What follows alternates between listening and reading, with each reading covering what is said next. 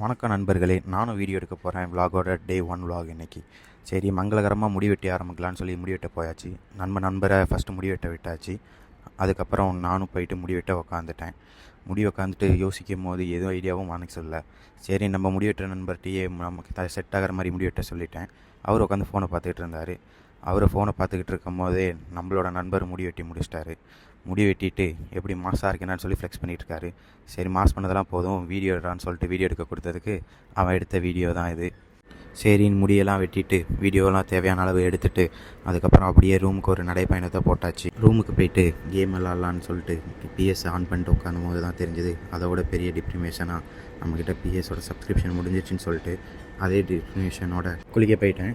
சரி, குளிக்க போகலாங்கும் போது தான் துணி துவைக்க இருந்தது. சரின்னு சொல்லிட்டு துணி துவைக்கிறதுக்காக எல்லாத்தையும் வாஷிங் மிஷினில் எடுத்து போகிறதுக்காக எடுத்து போட்டுட்ருந்தேன்.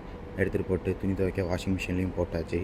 வாஷிங் மிஷினில் போட்டதுக்கப்புறம் தான் தெரிஞ்சது நம்மக்கிட்ட சோப் பவுட்ரு இல்லை அப்படின்னு சொல்லிட்டு. சரின்னு அதையும் நம்ம பக்கத்து வீட்டு நம்பர் இல்லாதப்போ அவருக்கே தெரியாமல் சோப் பவுட்ரு கொஞ்சம் எடுத்து துணி துவைக்க போயாச்சு.